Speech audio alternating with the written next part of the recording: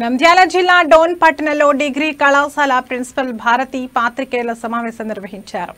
Degree కళాశాల నుండి 6 మంది విద్యార్థులు జనవరి నెలలో ఉద్యోగాల కోసం తిరుపతికి వెళ్లి అక్కడ ఇబ్బందులు పడినట్లు విద్యార్థి సంఘం నాయకులు డిగ్రీ కళాశాలపై చేసిన ఆరోపణలు నిజం కాదని ఆమె తెలిపారు.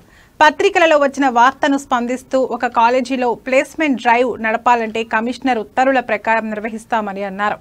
కానీ ఇలాంటి వార్తల వల్ల మా డిగ్రీ కళాశాలలో చేరే విద్యార్థులు అపోహలతో ఇక్కడ చేరడానికి ఇష్టపడరని పేర్కొన్నారు. అందువల్ల ఇది గమనించి వాస్తవాలు తెలుసుకుని పత్రికలలో ప్రచురిస్తే బాగుంటుందని ప్రిన్సిపల్ భారత్ సూచించారు.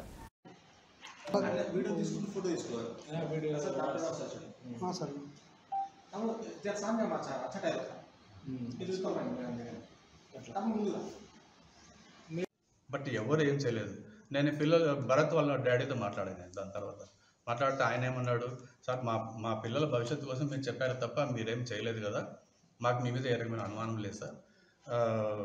అయినా కూడా ఏం జరిగినా కూడా ఏదైనా ప్రయత్నం చేస్తేనే కదా తెలిసేది. వాళ్ళు చేశారు, నేర్చుకున్నారు, వచ్చారు. పిల్లల భవిష్యత్తు టీచర్ల మీద చేతుల్లోనే ఉంటుంది కదా. మీరు పిల్లల్ని కొంచెం మంచి మార్గంలో పెట్టి చూడండి సార్, మా పిల్లోడికి కొంచెం మంచి మార్గం చెప్పండి, చెప్తాను, నేను ఆ పిల్లోడిని నేను కేర్ తీసుకుంటానని చెప్పాను నేను. దాని తర్వాత ఏమైంది, నేను ఆ పిల్లోడికి ఫోన్ పోగొట్టుకున్నాడు కదా. నేను ఒక 14,000 పెట్టి నేను ఫోన్ తీసిచ్చాను. ఎందుకంటే ఆ పిల్లోడు పీజీకి ప్రిపేర్ అవుతున్నాడు, నాతో రోజు షేర్ చేస్తాడు ఆ విషయం. సో ప్రిపేర్ అవుతున్నాడు కాబట్టి దాంట్లో స్టడీ మెటీరియల్ అంతా ఉందని చెప్పి అన్నందుకు నేను అది తీసిచ్చాను. ఆ పిల్లోడు ప్రిపేర్ అయ్యాడు. పాండిచేరిలో తనకు సెంట్రల్ యూనివర్సిటీలో సీట్ వచ్చింది. తర్వాత వేరే కారణాల వల్ల ఆ పిల్లోడు అక్కడ జాయిన్ కాలేకపోయినాడు.